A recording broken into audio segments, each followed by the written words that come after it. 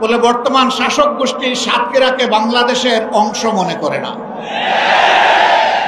সাতক্ষীরার উপর তারা জুলুম করেছে, সাতক্ষীরার জনগণের অধিকার দেয়নি, মানুষ খুন করেছে, গুম করেছে, পঙ্গু বানিয়েছে, ইজ্জতের উপর হাত দিয়েছে, সম্পদ লুণ্ঠন করেছে এবং মানুষকে কার্যত তারা তাদের দাসে পরিণত করেছে। কম বেশি এই চিত্র ছিল বাংলাদেশের। সবচেয়ে খারাপ অবস্থা ছিল সাতক্ষীরা। আমরা মহান আল্লাহর দরবারে দোয়া করি, শুধু আল্লাহর দ্বীনের পক্ষ নেওয়ার কারণে যদি এই জেলার এই অবস্থা হয়, আল্লাহ তুমি দুনিয়া এবং আখিরাতে এই জেলার মর্যাদা তুমি বাড়ায় দাও। প্রিয় সহকর্মী বৃন্দ, বাংলাদেশ জামাতে ইসলামী আল্লাহ এবং জনগণের কাছে প্রতিশ্রুতিবদ্ধ যে এই জমিনে আমরা ইনসাফ কায়েম করতে চাই, আমরা দুর্নীতিমুক্ত একটি বাংলাদেশ গড়তে চাই, আমরা সুষম উন্নয়ন মানুষকে উপহার দিতে চাই। আমার জেলায় প্রধানমন্ত্রী আছে, তাই সব কিছু এই দিকে জোয়ারের পানিতে চলে আসবে, এই বাংলাদেশ আমরা দেখতে চাই না। আমরা এমন একটি বাংলাদেশ দেখতে চাই, কেউ চাইলেও তার অধিকার পাবে, না চাইলেও তার অধিকার পাবে। আমরা এমন একটি বাংলাদেশ দেখতে চাই যেই দেশে লক্ষ বেকার যুবকের মিছিল হবে না, বরঞ্চ আমাদের যুবকেরা আমাদের সম্পদে পরিণত হবে। তাদের হাতে মূল্যহীন এক টুকরা সার্টিফিকেট ধরিয়ে দেওয়া হবে না, বরঞ্চ শিক্ষা সমাপনীর সাথে সাথে তাদের হাতে কাজ তুলে দেওয়া হবে। এমন শিক্ষা চাই আর এমন শিক্ষিত জাতি চাই। তবে এই শিক্ষা অবশ্যই নৈতিক এবং দুনিয়াবি বা জাগতিক শিক্ষার সমন্বয় হতে হবে। মানুষ যাতে মানুষ হয়, শিক্ষা নিয়ে মানুষ যাতে ডাকাত না হয়, আমরা সেই শিক্ষাটি চাই। আমরা এমন একটি দেশ চাই, যে দেশে আমাদের মা বোনেরা নিঃসংকোচে যেমন ঘরে সুরক্ষিত থাকবেন, কর্মস্থলেও সুরক্ষা পাবেন, রাস্তাঘাটেও সুরক্ষা পাবেন। তাদের দিকে কোনো খারাপ লোক চোখ তুলে তাকানোর কসরত পাবে না। তারা ইজ্জতের সাথে, মর্যাদার সাথে, তাদের দক্ষতা দিয়ে দেশের উন্নয়নে তারাও ভূমিকা রাখবে। নবী করিম সাল্লাল্লাহু আলাইহি ওয়াসাল্লাম মানব জীবনের সবচেয়ে ঝুঁকিপূর্ণ কাজেও মহিলাদেরকে শরীক করেছেন। সেই কাজটি হচ্ছে যুদ্ধ। যুদ্ধে মারা পুরুষের পাশে থেকে তারাও যুদ্ধ করেছে। বিশেষ করে বদর যুদ্ধের কঠিন দিনে আমি প্রায় এই উদাহরণটা দিয়ে থাকি। যখন কাফেররা আল্লাহ রসুলের খুব কাছাকাছি চলে এসেছিল তাকে হত্যা করার জন্য, যখন পুরুষ যোদ্ধারা দিক বিদিক কিছুটা জ্ঞান হারিয়ে ফেলেছিলেন, তখন একজন মা চতুর্দিকে ঘুরে ঘুরে আল্লাহর রসুলকে বেষ্টনে দিয়ে রেখেছিলেন। যুদ্ধ যখন শেষ হয়েছে, তার শরীরে 37টা তীর ঝুলন্ত অবস্থায় ছিল, 70টা কঠিন আঘাত ছিল। রাসূল করিম সাল্লাল্লাহু আলাইহি ওয়াসাল্লাম বলেছেন, শত্রু যখন সামনের দিক থেকে এসেছে, তখন শত্রুর তীর আর আমার মাঝখানে ছিল আল্লাহর এই বান্দি। যখন পিছন দিক থেকে এসেছে, ছিল আল্লাহর বান্দি। ঘুরে ঘুরে আল্লাহ রসুলকে কিভাবে তিনি রক্ষা করবেন? ডাইনে এসেছে ডান দিকে, বামে এসেছে বাম দিকে। আমাদের সেই সর্বোচ্চ ইজ্জতের মর্যাদাবান মায়ের নাম ছিল হযরতে নুসাইবা রাদিয়াল্লাহু তাআলা আনহা। যদি যুদ্ধের এই কঠিন ময়দানে আল্লাহর রসুল তাদের জন্য কর্মক্ষেত্র সৃষ্টি করে দিয়ে থাকেন, আমরা কে তাদের হাত বন্ধ করা? আমাদের ব্যাপারে ইসলামের প্রতিপক্ষ শক্তিরা অপপ্রচার চালায়। জামাতে ইসলামী ক্ষমতায় গেলে মহিলাদেরকে ঘর থেকে বের হতে দিবে না, আর যদি দেও আস্তে করে জোর করে একটা বুরকা পরায় দেবে। জোর করে পরানো লাগবে না। যে দেশে ইসলাম কায়েম হবে, এদেশের মানুষেরা, মায়েরা আনন্দের সাথেই সেদিন তারা ইজ্জতের জন্য তাদের সম্মানের মর্যাদার পোশাক পরিধান করবেন। তারপরেও কোনো মা, কোনো বোন যদি এই পোশাকের বাইরে থাকেন, আমরা তাদেরকে কথা দিচ্ছি, নিশ্চয়তা দিচ্ছি, কারো উপর জোর কাটানো হবে না। কারণ এদেশে শুধু মুসলমানরা বসবাস করে না, অন্যান্য ধর্মের লোকেরাও বসবাস করে। তারা তো আমাদের ধর্ম যেহেতু গ্রহণ করেনি, তাদের জন্য ইসলামের প্রেসক্রাইব করা পর্দাও তাদের জন্য প্রযোজ্য নয়। তারা যদি ইসলামের সৌন্দর্যে অভিভূত হয়ে ইসলাম কবুল করে সেটা ভিন্ন কথা, তাদেরকে ইসলাম গ্রহণ করতেও কাউকেই বাধ্য করা হবে না। সম্মানিত সহকর্মী বৃন্দ, এই দেশে শুধু মুসলমানরা বসবাস করে না, হিন্দু, খ্রিস্টান, বৌদ্ধ ধর্মের লোকেরাও বসবাস করে। আমরা এমন একটি দেশ চাই যে দেশে মসজিদও পাহারা দেওয়ার প্রয়োজন হবে না, মন্দির এবং মঠও পাহারা দেওয়ার দরকার, গির্জাও পাহারা দেওয়া লাগবে না। সকল ধর্মের লোকেরা তাদের আপন আপন ধর্ম তাদের মতো করে শান্তিতে নিরাপত্তার সাথে তারা পালন করে। আলহামদুলিল্লাহ, আমাদের দেশটি সাম্প্রদায়িক সম্প্রীতির একটি চমৎকার বাগান, কিন্তু আমাদের বাগানে মাঝে মাঝে হুতুম পেঁচা ঢুকে পড়ে। এই হুতুম পেঁচাদের ব্যাপারে আমাদেরকে সতর্ক থাকতে হবে। আমরা এই সম্প্রীতি নষ্ট করতে দেব না। আমরা এমন একটি বাংলাদেশ গঠন করতে চাই যেখানে মানুষকে তার শিক্ষা কিংবা কাজের ধরন দেখে মর্যাদা দেওয়া হবে না, বরঞ্চ প্রত্যেকটা মানুষকে আশরাফুল মখলুকাত হিসেবে মর্যাদা দেওয়া হবে। আমার দেশের একজন পরিচ্ছন্নতা কর্মী, তিনিও আমার ভিআইপি। তারা যদি 3 দিনের জন্য তাদের কাজ বন্ধ করে, আমরা কেউ ঘর থেকে বের হতে পারবো না। তাদের এই কাজ, কঠিন কাজ আমি করতে পারবো না। তারা কষ্ট করে এই কাজটা আমাদের করে দেন, আমি তাদেরকে স্যালিউট জানাই। সে আমার ভাই, সে আমার বোন, সে আমার এই সমাজকে চালু রেখেছে। যে ভাইটি আমার রিক্সা চালিয়ে জীবন নির্বাহ করে, ও রিক্সা না চালাইলে আমি আমার কর্মস্থলে যেতে পারবো না, আমি তাকে স্যালিউট জানাই। আমি দেখবো না তিনি রিক্সাওয়ালা, আমি এটাও দেখবো না তিনি একজন অতি সাধারণ কম শিক্ষিত মানুষ, আমি তাকে তার কাজের মর্যাদা দেব। এইভাবে সমস্ত মানুষ, মুটে মাঝি কুলি, যে যেখানে আমরা আছি, শ্রমিক, কৃষক, আপামর জনতা, বিভিন্ন পেশাজীবী, যার যার পেশায় তিনি মর্যাদা এবং দায়িত্ববোধের সাথে দায়িত্ব পালন করবেন ইনশাআল্লাহ। সেই সম্প্রীতির বাংলাদেশ যদি আমরা গঠন করতে পারি, তাহলে এই সম্প্রীতির বাংলাদেশকে রোকার সাহিত্য কারোই থাকবে না। এই জন্য আমরা চাই জাতীয় স্বার্থে দল এবং ধর্মের ঊর্ধ্বে উঠে আমরা থাকবো এক। সেই ইস্পাত কঠিন জাতীয় ঐক্য আমরা চাই, যেখানে উলামায়ে কেরাম মর্যাদা পাবেন, পেশাজীবীরা মর্যাদা পাবেন, সকল শ্রেণী পেশার মানুষ মর্যাদা পাবেন। এই যে 24-এর স্বাধীনতা এসেছে, এমনি এমনি আসেনি ভাই। 2006 সালের 28 অক্টোবর স্পষ্ট দিবালোকে আলোকে বইটা দিয়ে আদম সন্তানদেরকে হত্যা করার পর যখন তাদের নিথর দেহ পড়ে তড়পাচ্ছিল, তখন তার উপর উঠে বিকৃত রুচির ওই খুনিরা তখন তারা লাফালাফি করেছিল। সেই দিন বাংলাদেশ পথ হারিয়েছিল। সেই পথ হারা বাংলাদেশ দীর্ঘ ত্যাগের পর আবার আল্লাহর অশেষ মেহেরবানিতে 2024 সালের 5 আগস্ট আবার তার পথে ফিরে এসেছে।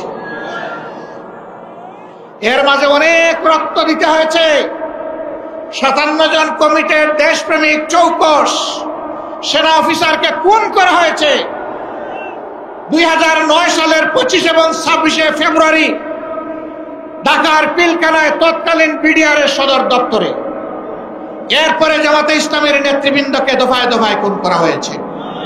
2 জন সাবেক আমিরে জামাত সহ 11 জন কলিজার টুকরা, আমাদের মাতার তাজ শীর্ষ নেতৃবৃন্দকে বিচারের নামে জুলুম করে খুন করা হয়েছে। এই খুনের প্রতিবাদ যারা করেছেন, অন্যায়ের প্রতিবাদ করেছেন, তাদেরকে গ্রামে গঞ্জে খুন করা হয়েছে। আগেই বলেছি, সবচেয়ে বেশি খুনের ঘটনা ঘটেছে এই সাতক্ষীরায়। তারপরে আপনাদের পার্শ্ববর্তী জেলা ঝিনাইদহে এইভাবে বিভিন্ন জায়গায় খুনের তাণ্ডব চালানো হয়েছে। ভাই ও বোনেরা, সর্বশেষ এই বছরে 1 জুলাই থেকে শুরু করে 5 আগস্ট পর্যন্ত খুনের বন্যায় বাংলাদেশকে ভাসিয়ে দেওয়া হয়েছে। বৈষম্য বিরোধী ছাত্র জনতা রাস্তায় নেমে এসেছিল। তাদের হাতে কোনো আগ্নেয়াস্ত্র ছিল না, এমনকি তাদের হাতে কোনো ইটপাটকেলও ছিল না। তারা শান্তিপূর্ণভাবে দাবি আদায়ের জন্য রাস্তায় নেমেছিল। কোটার সংস্কারের জন্য, কোটা বাতিলের জন্যও নয়। তারা বলেছিল যৌক্তিক কোটা দেন, আমাদের আপত্তি নাই, কিন্তু কোটার নামে জাতির সাথে, মেধার সাথে তামসা করবেন তা আমরা মানব না। কেন তারা এটা বললো? এই জ্বালায় তাদের বিরুদ্ধে মানুষের কিনা, এদেশের মানুষের কিনায় অস্ত্র এবং বুলেট দিয়ে জাতির বিরুদ্ধে তাদেরকে পাঠিয়ে দেওয়া। একদিকে সরকারি বাহিনীকে নামিয়ে দেওয়া হলো, আরেকদিকে সরকার তাদের সশস্ত্র গুন্ডাদেরকে নামিয়ে দিল। এই উভয় পক্ষের আঘাতে আঘাতে জর্জরিত হয়ে ১৫০০-এর কম বেশি আদম সন্তান শুধু এই ক্ষুদ্র সময়ের ভিতরে দুনিয়া থেকে বিদায় নিয়েছেন। ৬ সালের ২৮ অক্টোবর থেকে শুরু করে ২৪ সালের ৫ই আগস্ট পর্যন্ত জালিমের জুলুমের শিকার হয়ে যারা বিদায় নিয়েছেন, আল্লাহর দরবারে দোয়া করে আল্লাহ তাআলা তাদেরকে শহীদ হিসাবে কবুল করুন। তাদের পরিবারকে আল্লাহ মর্যাদা দান করুন। এই পরিবারগুলো জাতির সম্পদ। আজীবন আল্লাহ তাআলা এই পরিবারগুলোর কাছে আমাদের ঋণবোধের মানসিকতা নিয়ে তাদেরকে সম্মান করার তৌফিক দান করুন। যারা পঙ্গু হয়েছেন তাদের খেদমতকে আল্লাহ কবুল করুন। আল্লাহ তাদের জীবনটা সচল করে দিন। প্রিয় সাতক্ষীরাবাসী, আজকে আসার পথে আমি দেখলাম এরকম আরো ৩টা মাঠ উপচে পড়া মানুষ রাস্তাঘাটে। এই মাঠে তাদেরকে সুযোগ দেওয়া যায়নি বলে আমি সবার পক্ষ থেকে দুঃখ প্রকাশ করছি। আল্লাহ তাআলার আসমান অসীম, জমিন সসীম। সেই সসীম জমিনের ছোট্ট একটা টুকরা আমরা পেয়েছি। আমরা এই বাংলাদেশকে প্রাণ উজাড় করে ভালোবাসতে চাই। আমরা ভালোবাসি। এই জন্য আমাদের কোনো দাদা, মামা, খালু, ফুফির বাড়ি নাই। এটি আমাদের আউয়াল ঠিকানা দুনিয়ায়, এটি আমাদের আখের ঠিকানা। আমাদের উপর জুলুম করা হয়েছে, আমরা দেশ ছেড়ে কোথাও পালিয়ে যাই। দেশকে যারা ভালোবাসে তারা দেশ ছেড়ে পালিয়ে যেতে পারে না। দেশের প্রতি যাদের দায়বোধ নাই তারা যে কোনো সময় দেশকে খোদা হাফিজ বলতে পারে। আমরা বলবো না। আমরা আমাদের আল্লাহর কাছে আমরা খুবই বিনীত, কৃতজ্ঞ। তিনি এমন একটি সুন্দর দেশে আমাদেরকে পয়দা করেছেন। আমরা এই দেশ নিয়ে বাঁচতে চাই, এই দেশেই অন্যায়ের বিরুদ্ধে লড়তে চাই এবং এই দেশকেই আমরা দুনিয়ার একটা শ্রেষ্ঠ দেশে পরিণত করতে চাই। এই সংগ্রামের দায়িত্ব আপনাদেরকে নিতে হবে। আপনারা নেওয়ার জন্য প্রস্তুত?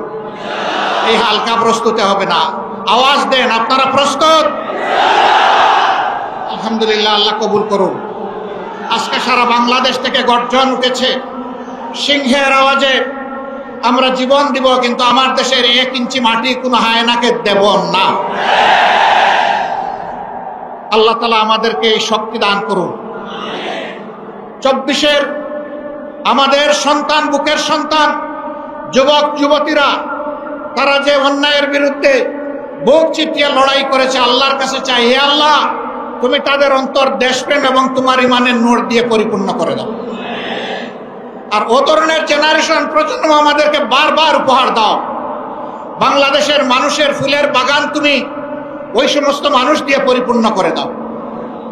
আমরা একটা মানবিক বাংলাদেশ গড়তে চাই। এই বাংলাদেশের দায়িত্ব যুব সমাজের হাতে তুলে দিতে চাই। এই যুব সমাজই ভবিষ্যতের বাংলাদেশ। আপনারা সবাই দায়িত্ব তুলে দিতে রাজি আছেন? যারা বয়স্ক তারা কি মন খারাপ করলেন? একবার এক সন্তানকে সম্বর্ধনা দেওয়া হচ্ছে তার কৃতিত্বের জন্য। তো ছেলের ব্যাপারে অনেক কিছু বলা হয়েছে। বাপকে কেউ চিনে না। বাপ এতক্ষণ চিন্তা করলো, কি রে আমারে কেউ একটু স্মরণও করল।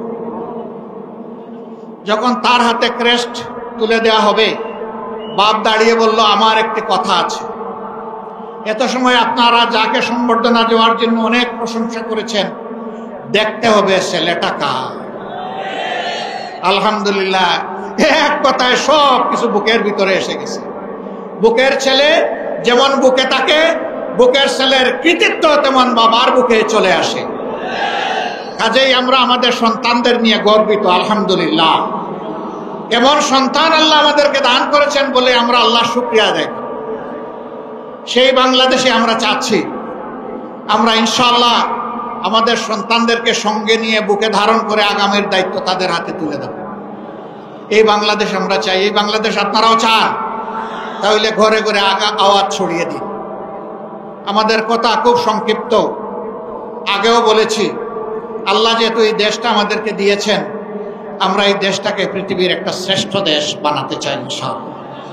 কিন্তু আমাদের আকাশে আজকের মেঘের কথা বলছি না, কালো শকুন এখনো ঘোরাফেরা করতেছে। এই শকুনের দিকে তীর্যক দৃষ্টি রাখতে হবে। কোনো শকুনকে মাটিতে নামতে দেওয়া যাবে না। আপনারা টের পাচ্ছেন মাঝে মধ্যে ফুসফাস? হ্যাঁ, আমরা ধৈর্যের পরিচয় দিয়েছি, ওরা আমাদের ধৈর্যের সুড়সুড়ি দেয়, যেন আমাদের ধৈর্যের বাঁধ ভেঙে তাদের মতো কাণ্ডজ্ঞানহীন আমরা কিছু করে বসি। ওরা বলেছিল আওয়ামী সরকারের পতন হলে মাত্র 2 দিনে 5 লক্ষ মানুষ প্রতিপক্ষের লোকেরা খুন করে ফেলবে। এটা কি বাংলাদেশে হয়েছে? কেন হয় নাই? ওরা কাণ্ডজ্ঞানহীন অপদার্থ ছিল, কিন্তু জাতি অত্যন্ত কাণ্ডজ্ঞান সম্পন্ন। এই জাতি কাণ্ডজ্ঞানহীন নয়। ওরা দেশকে ভালোবাসে না বলে পালায়ে যায়। এই জাতি দেশকে ভালোবাসে বলেই ওগুলা করতে দেয়নি। অতএব আমাদের ধৈর্যের আর পরীক্ষা নিয়ে কোনো লাভ নাই। আল্লাহর পক্ষ থেকে এই জাতি ধৈর্যের পরীক্ষায় উত্তীর্ণ হয়ে গিয়েছে, আলহামদুলিল্লাহ। এই ধৈর্য আমাদেরকে অব্যাহত রাখতে হবে। যে দিক থেকেই আমাদেরকে উস্কানি দেব, কারো পাতা ফাঁদে আমরা পা দিব না ইনশাআল্লাহ। ধৈর্যের সাথে সকল পরিস্থিতি আল্লাহর উপর ভরসা করে আমরা মোকাবেলা করব। আজকে আপনাদের সামনে এই শহীদ ঈদগায় দাঁড়িয়ে 2টি কথা বলার সুযোগ যে মহান মাবুদ আমাকে দান করলেন, আমি সেই মহান মাবুদের দরবারে শুকরিয়া আদায় করছি। দেশে বিদেশে স্বৈরাচারের হাত থেকে দেশটাকে মুক্ত করার জন্য সমান তালে অনেকে লড়াই করেছেন। আমি আজকের এই জনসভা থেকে প্রবাসে অবস্থারত আমাদের বন্ধুদেরকে বিশেষভাবে আমি অভিনন্দন এবং মোবারকবাদ জানাচ্ছি। তারা লড়াই করতে গিয়ে দেশের ভিতরে তাদের আত্মীয় স্বজনকে নাজেহাল করা হয়েছে। সাংবাদিক কনক সরোয়ার নিউ ইয়র্কে বসে বাংলাদেশের মানুষের অধিকারের পক্ষে লড়াই করেছে। তার বোনটাকে ধরে নিয়ে কি রকম তার সাথে নিকৃষ্ট আচরণ করা হয়েছে এই জাতি তার সাক্ষী। প্রিয় ভাইরা, এদের মধ্যে কোনো মনুষ্যত্ববোধ ছিল না। আল্লাহর কোরআনের ভাষায় কালানাম, এরকম যারা আল্লাহ বলছেন এরা যেন পশু। আরেক ধাপ অগ্রসরে আল্লাহ বলছেন বালহুম আদল। পশুর তো আমি বিবেক দেই না, এই জন্য সে ভালো মন্দ বুঝে না। ওদেরকে বিবেক দেওয়ার পরে যারা এই কাজ করেছে এরা পশুর চেয়েও নিকৃষ্ট। আল্লাহর কাছে ওই জাত থেকে কিয়ামত পর্যন্ত আশ্রয় চাই। ওই জাত যেন আর ফিরে আসতে না পারে। আপনারা সবাই সজাগ থাকবেন তো না ঘুমায় পড়বেন? আল্লাহ তাআলা এই জাতিকে সজাগ থেকে সকল ষড়যন্ত্র মোকাবেলা করার তৌফিক দান করুন। প্রিয় বাংলাদেশকে আল্লাহ তাআলা কবুল করুন। এ দেশের উপর আল্লাহ তার রহমত নাজিল করুন, বারাকা নাজিল করুন, শান্তির ফয়সালা দান করুন। এক টুকরা কোরআনের বাংলাদেশ আল্লাহ আমাদেরকে দান করুন। আপনাদের সকলকে আজকে এখানে আসার জন্য গভীর কৃতজ্ঞতা জানিয়ে, আল্লাহর জন্য ভালোবাসা জানিয়ে, হে আল্লাহ তুমি সাক্ষী থাকো, আমরা শুধুই তোমার জন্য আমরা এক অন্যকে ভালোবাসি। হে আল্লাহ, আমাদের এই ভালোবাসাকে তোমার জান্নাতে নিয়ে যাই আল্লাহ। আমরা যেন জান্নাতেও এইরকম মহামিলনে মিলিত হতে পারি রব্বুল আলামিন। আল্লাহ তুমি আমাদের দেশটাকে একটা শান্তির দেশে পরিণত করে দাও। সবাইকে ধন্যবাদ। সাংবাদিক বন্ধুরা কষ্ট করে এসেছেন, আমাদের কথাগুলো আপনারা মেহেরবানি করে জাতি এবং আন্তর্জাতিক মহলে পৌঁছে দেবেন। আপনাদের কষ্টের জন্য আল্লাহ তাআলা আপনাদেরকে উত্তম জাযা দান করুন। আসসালামু আলাইকুম ওয়া রাহমাতুল্লাহ। বাংলাদেশ জিন্দাবাদ, বাংলাদেশ জামাতে ইসলামী জিন্দাবাদ।